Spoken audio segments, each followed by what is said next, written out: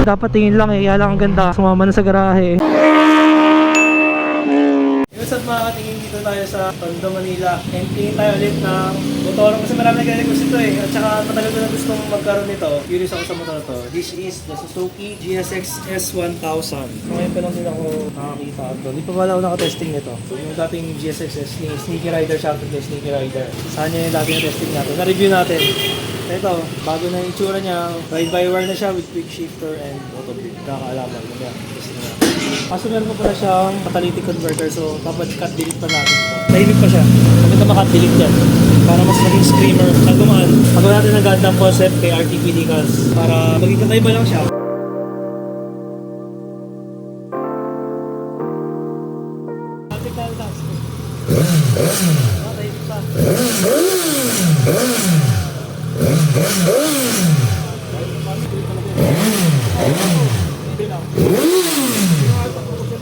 So yun guys, dapat tingin lang kaso nagandaan tayo sa GSX-S ni Sir Resty. Tingin lang. Tingin lang dapat eh. Ganda eh. Salamat. Thank you. Thank you boss, ingat ha. Sir Resty, thank you Resty. Ako na tayo Thank you. So guys, ito na yung newly acquired natin, GSX-S 2022. All new GSX-S. Ganda ng kulay. Dati gusto ko sana yung may blue and white. Pero ito, okay ito. Parang yun, unti-unti siya nag-grow sa akin. Kasi may sarili siyang character. GSX-S talaga yung dating niya. Tapos, so far magaan. Magaan lang siya. Try natin i-atras-atras dito. Hindi na siya itulak-tulak. Tsaka tahimik guys kasi nakakatalitik pa to. Pero bigay sa atin ni Sir Resty yung kanyang stock muffler. So right away nakikita ko yung suspension nito. Fully adjustable yung front suspension niya. May rebound, preload, and compression. Ang sarap gamitin guys. Ang gaan. Tsaka ang ganda ng upuan. Malambot. Tapos ang baba ng seat height. Ang gaan. Sarap talaga ng naked bike sa totoo lang. Para sa akin ng naked bike, cheater bike yan. Bakit cheater bike? Kasi pwede ka mag long ride, pwede ka mag racetrack, all around bike. The Swiss knife of big bike. Sport naked, or shall we say super naked. Kapag super naked, yun yung mga 1000cc na naked bike. Sport naked pwede rin kasi sport bike engine to eh. GSX-R engine to. K5 GSX-R engine na nilagay sa sport bike. Pero yung chassis na ito, aluminum, pang sport bike din ang chassis nito eh. And by the way guys, this is our first ever ride sa all new 2022 GSX S1000 Suzuki. So dami nag-request, mag-Suzuki naman daw tayo. Pinakauna kong sport bike, Suzuki GSX-R 750. So ngayon lang ulit ako nag-Suzuki after a long time. Nabenta ko yun way back 2018. So inabot ng 5 years bago ako ulit nakapag-Suzuki. Grabe no. Lakas, grabe. Lakas pala. Lakas guys. Ayos na nila yung dating issue ng previous gen na twitchy. Yung kanyang fueling, twitchy yung throttle. Ito, mas maganda na yung throttle response. Pero grabe no. Walang sinabi yung sport bike dito guys. Walang sinabi yung ZX-6R dito. Ang bagal ng ZX-6R compare dito. Ang lakas ng throttle. Grabe yung solid. Ang lakas ng acceleration. Power. Grabe na yun. Lakas ng power. Syempre hindi tayo susunod doon. Dito lang tayo sa ilalim. Grabe guys. Power kung power pala. So yung brightness niya parang nasa sagad na yung brightness. Naka digital siya. Full digital pero hindi pa siya naka TFT. It's a monochrome LCD. Merong clock niya. May fuel gauge. So malapit na tayong empty. 1 bar na lang. Kaso ang fuel gauge niya 4 bars lang. So hindi siya masyadong accurate. 4 bars. 5 bars pala. 5 bars. Pag nasa E yun yung 1 bar. Ganun ba? Parang ganun. So 5 bars lang. Pag 1 bar na lang nasa E means empty. Pagka 5 bars, F siguro yung lalabas para full. So yung traction control naka-off, di naka-on eh. Dapat ino-on nila yan. Side mirror ayusin natin, di maayos.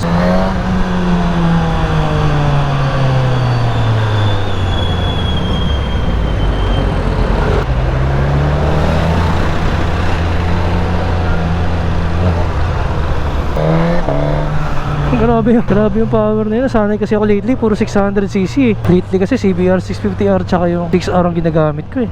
Nasanay ako sa power ng 600. Ngayon, bigla akong nag 1000. Yung power nito, 165 horsepower to guys. Nakaset yung power sa torque.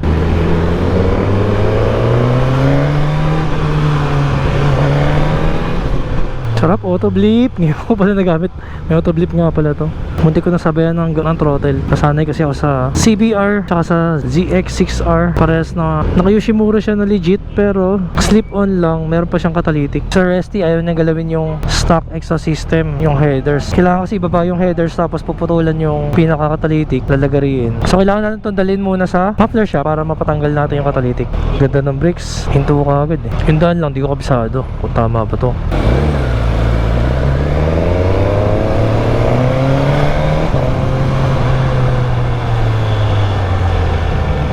tamang daan tayo. Subukan natin sumingit-singit. Kaya ba? Subukan natin kung kasya. So far, di kasya. So gagawin natin ng paraan yan. Kasya yan. Di kasya. Patama tayo sa mirror.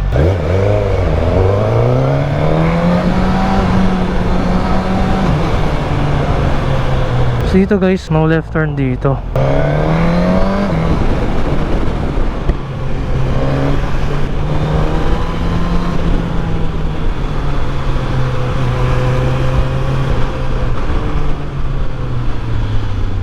Ang hirap talaga ng walang waste. Dapat nito, lagyan natin to ng lagyan natin ng quad lock phone holder. Shoutout pag quad lock, baka naman. So kulay niya, head turner siya Ang lakas. Power talaga, power. Yun ang ayoko sa 1,000 sobrang lakas Alam niyo yun guys, di naman nakakatuwa yung sobrang power. Kasi hindi naman ako speed freak. Alam niyo yung tatakutin ka sa sobrang lakas ng power.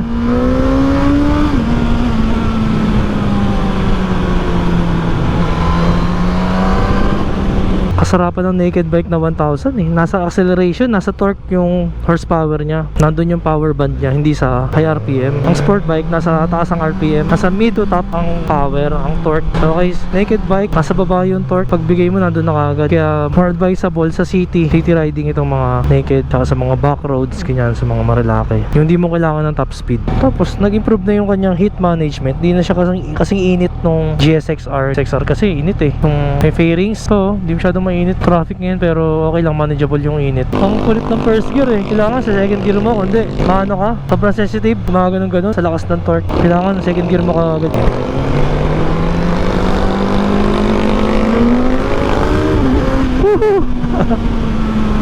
Naka-autoblip nga pala to.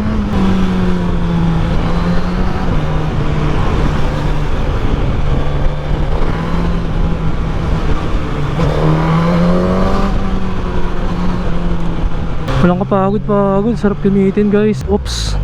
No kuya, nakikita ko lang problema rito. Hindi pa nila nilagyan ng Bridgestone Batlux sana, kahit S22 man lang, or Pirelli Rosso 3 man lang sana. So yung kasi yata ang pinakamura yung Dunlop yata ito Para sa akin no offense met, pero sa dami ko nang nagamit na naka Dunlop, hindi siya ganun kakapit. Good for long ride, matagal siya maubos, pero hindi kasing kapit ng mga S22 Batlux. Kahit S21 makapit na yun Bridgestone or mga Rosso 3. So yun lang yung sayang Sana ginandahan na nila, like yung mga nakalagay sa MT-09 S22 yun, tsaka dun sa MT-10, diba? Sana high performance bike dapat lagyan mo ng high performance tires. So ewan ko lang kung paano to mag-fare sa twisties, sa racetrack or sa marilaki twisties. Testingin natin next time. Hindi ko lang talaga masabi kapag sa racetrack parang di advisable yung Dunlop sa racetrack. Road sport, so pangalan pa lang road sport, pang road talaga And kung magtataka kayo bakit ba tayo bumili na ito, kasi naman dami nagre-request, magsusuki naman daw ako, bakit daw wala akong Suzuki. So ito na, actually nilabas to, gusto ko nga sana kumuha dati kasi nakatesting na ako ng previous gen nito, di ba? Nakapag-review tayo. Sarap gamitin. Ang kulang na lang sa kanya, yun nga yung auto blip. So ito may auto blip na. Tsaka walang quick shifter yun. Meron na rin yata itong 6 axis IMU, so wala ko nang hahanapin dito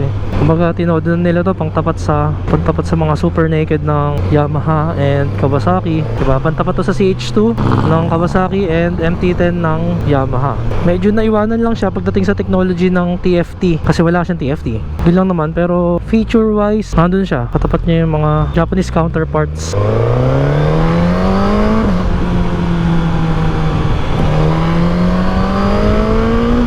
Kailangan yuyukuhan mo baka hindi mag-wheelie. Sharp na may auto blip.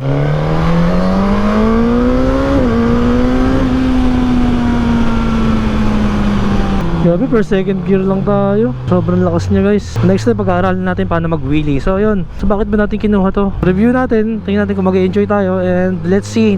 Basta kasi dapat tingin lang kaya lang ang ganda. So nag-enjoy tayo. Inuwi na natin, sumama na sa garahe. Ano guys, baka nyo yung mga next content natin dito. Quick walk around sa GSX-S. Bali nakakatalitik pa siya, pero naka-slip on siya Yoshimura, na legit Yoshimura R11. Yung carbon carbon Lodi. Nakita mo talaga high quality, diba? Pati yung spring niya, yan, Yoshimura. Tapos may kasama pa siyang heat guard, ang ganda. Yoshimura din. GB Racing engine guards. Konti pa lang ng accessories niya, yun pa lang nakikita ko. Frame slider na may 2 point yung bracket niya. Ganda ng kulay, matte silver, pero dito para siyang glossy gunmetal gray. Ganda ng tsura, futuristic guys. Solid. So yun pa lang yung mga accessories niya. Odo lang 3.5. drive. Ayun, so balitaan ko kayo guys. So ano pang makikita natin dito at ma-upgrade natin. Suspension niya, di siya fully adjustable. Right now, nasa pinaka softest yung kanyang rear suspension. Preload adjustable lang siya. Tapos naka-Brembo na pala to. Radial, brake calipers, naka-floating disc rotor. Kaya lang yung brake master niya maganda mapalitan. Hindi pa to naka-radial brake master. Yung dibaso. Yung maganda mapalit dito. Overall, very nice, ganda.